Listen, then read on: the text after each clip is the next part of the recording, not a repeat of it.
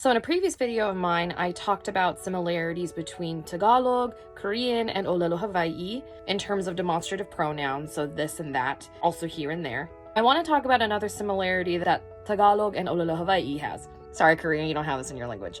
Inclusive and exclusive pronouns. Another thing that is so much more concise in these languages that is harder to express in English without having to go into further explanation when you're doing it in the middle of a conversation. I'm not as good with the verbs in either Tagalog or Ōlelo Hawai'i, so I'll be using examples in English if I talk about them. When talking about inclusive and exclusive pronouns, I'm specifically talking about the pronoun we in English, also known as first person plural. Both Tagalog and Ōlelo Hawai'i have inclusive pronouns, meaning that when I say we, I'm including you, the person I'm talking to, and they have exclusive we pronouns, meaning that what I'm talking about does not include you.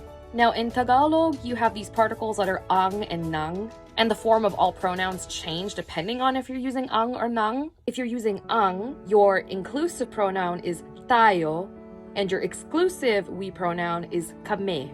Whereas if you're agreeing with nang in your sentence, your inclusive form is natin, and your exclusive form is namin. The general difference between the we pronouns in Ōlelo Hawai'i is the inclusive ones start with a K and the exclusive ones start with an M.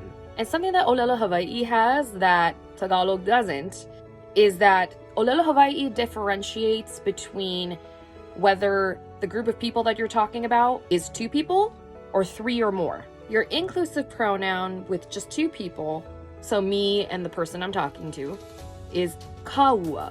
I would use kaua if I was including you, the person I'm talking to, in whatever I'm talking about. So if I say something like we're going shopping, meaning that you and I are both shopping, I would use kaua. And then your 3 or more inclusive pronoun is kako.